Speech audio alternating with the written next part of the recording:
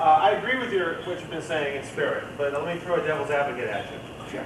How many people in their life can say they're going to always reach that far and be able to always make something new? What happens if you like what you found?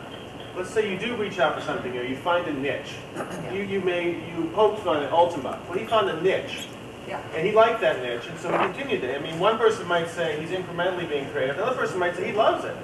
I mean, 4 times? I don't agree with that. But you know, look how many plays Shakespeare wrote. And a lot of people would say that his basic format is the same for all of them, but yet he filled his whole life with those things. Certainly there is a role for developing an idea. For example, I intend to come back and do Trust and Betrayal right someday. You get an idea, you develop it, and maybe the first time it doesn't work right, okay, I can see coming back and let's take another stab at this, let's get it right this time. Well, okay, maybe try a third time. But I would say, if I did a success, then I would say it's time to walk away from that. I was really reluctant to do Patton versus Rama, because my feeling was, I've already done a good war game. Why do I want to go back and do another one? Just to belabor the point, just because you do, let's say it's a film, just because you direct one mystery film doesn't mean you can't ever direct one again. I don't know. I just think genres are important. I don't think you should always have to say you have to jump out of your genre. Perhaps. It's a debatable. I can see your case. Yes? Yeah, I sort of was starting to think along the same line. Sometimes grand leaps don't occur from product to product. It's a mistake to think of the disc as the particular focal point of any creative leap, but it may emerge over long periods of time. That you may have an itch and you may not know where to scratch it until the 4th time out that you've done it. And that one other thing, and that has to do with the dreaded M word of marketing. Now, what marketing is versus how it's actually practiced today are 2 different things. Yes. And that we're approaching points in the evolution of the PC industry, I think, where doing the same thing over and over again is going to be a disaster. And that it's going to be the risk takers in the market that's going to be the opportunity. Okay, way back. Just to finish your thought on your original metric of success rate, you do have to remember that Ultima's got 100% success rate so far. So on that basis, maybe his decision to follow up is not so bad. Yes, that is a good point. At the same time, in our own series of games, we've, I think, recognized as a leap forward with Deja Vu, and have then tried to follow it up to take the same game system into other areas that we weren't able to do the first time, while starting to do a whole other game system to take us another leap forward in a different direction. In fact, simultaneously. So in fact, you can do both. I can see a real good rationale if you do something like Deja Vu is an excellent example. You make a huge investment in a grand leap, and you're never going to get a fair return on that investment, so maybe you need to do some sequels to earn enough money out on your research. So yeah, that makes economic sense. I had the luxury in this lecture of confining myself primarily to creative issues. I still think that grand leap creativity is a good way to make money. I recognize that there are all sorts of interesting strategies that allow you to make lots of money without being that creative. But just to amplify on your creative process, though, the 3 people that created the game system first spent almost 9 months basically secluded in a room yelling at each other. Major anger, people running out the door screaming, you're an incredible asshole, I'll never talk to you again. And that agony it was exactly that, creative agony for a long period of time before the game system came out of it. You made a comment that technology shouldn't drive games, that's absolutely true. But I would contend that a lot of great leaps are happening because of technical things, such as wouldn't it be nice to have a game that changed climates and to move the pieces individually. It wasn't really doable on the Commodore PET and the Tactics, but it's definitely doable when the 800 came around. And wouldn't it be nice to have a game with beautiful artwork and digitized sounds and music would be possible on the Amiga with Defender of the Crown, which was a great game. It wouldn't have been possible on the CGH PC. And the same way, once again, wouldn't it be great if we had a game where you could go all over the place. And that wouldn't be really an easy to do like Hypercard. And Hypercard when the man was in the manhole. Our points are completely compatible. That is, I'm not saying that you want to reject technology and say, poo on technology.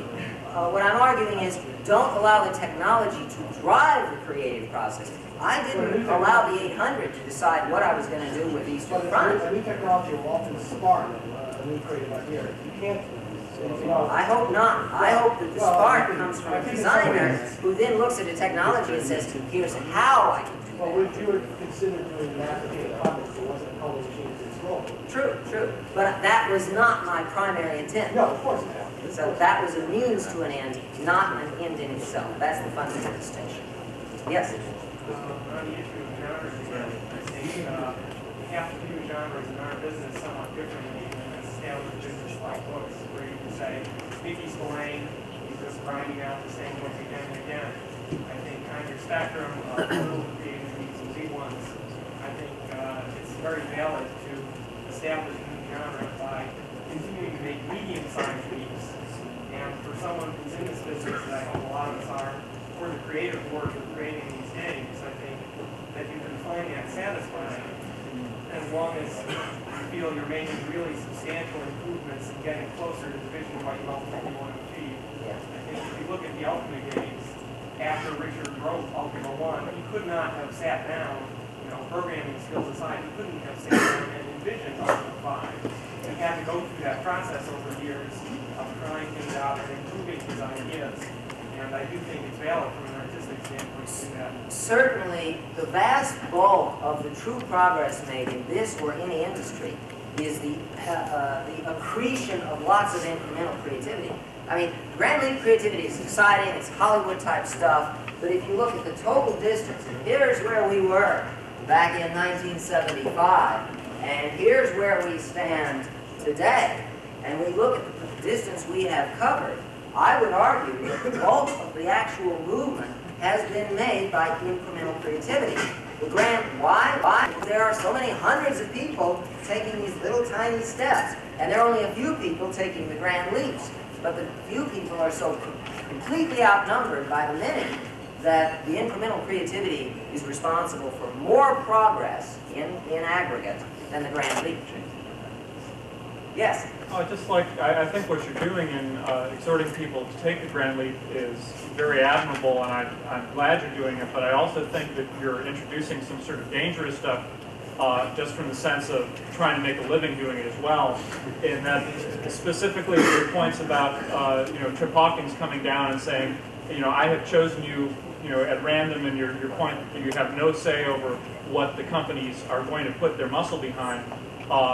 As much as I agree with you that they're very conservative and that they're always, most of the companies are spending most of their money saying, I want a slightly improved version of the last hit, and I think that that's a dangerous way for the industry to go. If you want to make some money on a game, or particularly if you want to sell it to a publisher, if you come to a publisher and say, here's a new simulation, it's a lot like X, but I have 50% higher frame rate and 8 more colors on the screen, and they may say, it may turn out that isn't really advancing the state of the industry, but they're much more likely to say, great, we're going to market the hell out of it because it's just like Chuck Yeager, or for that matter, Chuck Yeager is like Flight Simulator 2, which has been incredibly successful, but it's obviously better. And just for the folks here who need to sell to the publisher and try and get the publisher to put some force behind it, it's not completely arbitrary. Unfortunately, but true, if you give them something they can understand, they're much more likely to push it. You're right. And in fact, the best example of that is the trail of tears I followed trying to convince publishers to buy Balance of Power. And nobody did. And so your wisdom is right. I shouldn't have done Balance of Power and sold all of those units.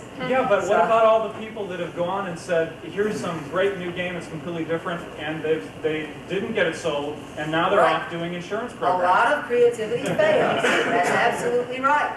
It's just that if you confine yourself, if you're going to put those blinders on yourself and say, well, I'm playing it safe, I'm going to do incremental creativity, yes, you'll make some money every year, and that's about all that'll ever happen to you, unless Trip Hawkins flutters down from heaven. So, if you want to take control of your life and accomplish something, if you have high goals for yourself, you're not going to accomplish them with incremental creativity. Period. Carol. I'd like to make a point on behalf of the publisher on my side. I'm real serious about this. Some of us really like to take chances on brand new creative stuff. We really want to be risk takers, and we really want to be innovative. And in fact, the products that we reject that come in the door, are those products that look just exactly like all the other ones. The ones that are too familiar, that look just like everything else, we're not interested in. And I don't know whether developers realize the extent to which we depend on you to help us define what will differentiate your product in the marketplace, but what will help it sell. What it is that's going to hook the user into buying your special creative product. And so what I would say to you is that, when I evaluate a new product that comes in the door, what I want is the thing that is absolutely different. And what I need from you is what Brian Moriarty said in the last session. What I need from you is to help me sell our marketing department on what it is that will make the user buy your product. And so I just hope that y'all will think about that. Yes? I've done 10 games, 2 were hits.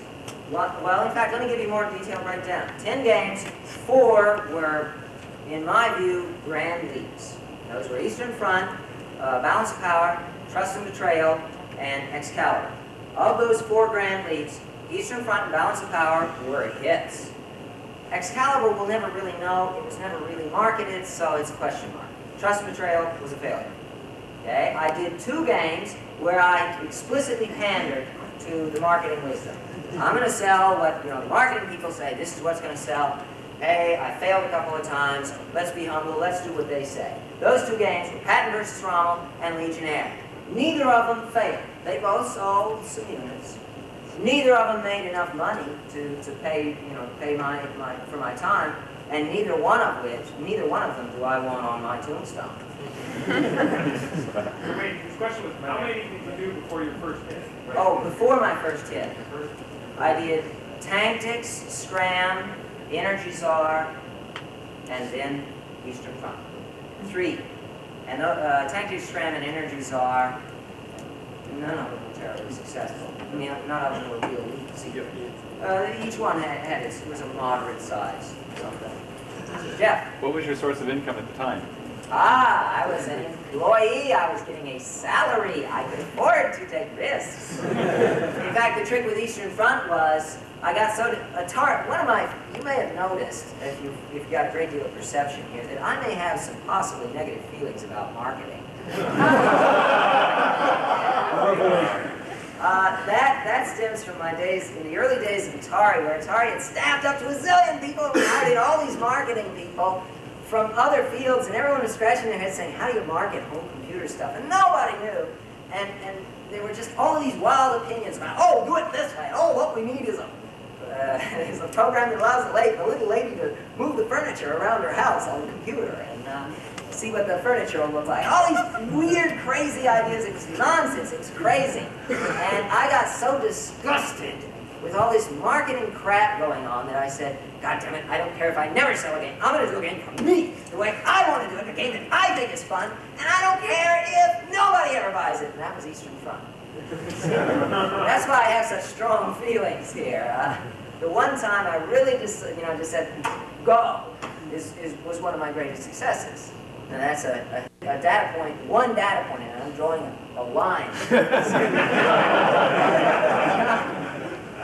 I'd like to hear from you and other people in the audience on the influence of collaboration on the creative process versus kind of doing it solo and being a czar of the creative process.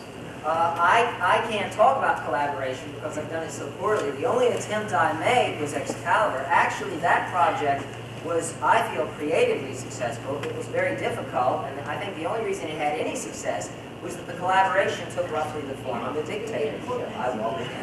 I remember walking in with a button that said, no more Mr. Nice Guy. And these people were ready to quit before I wore the button. So, I don't know. I can bring nothing to bear on the issue of collaboration. I could address that.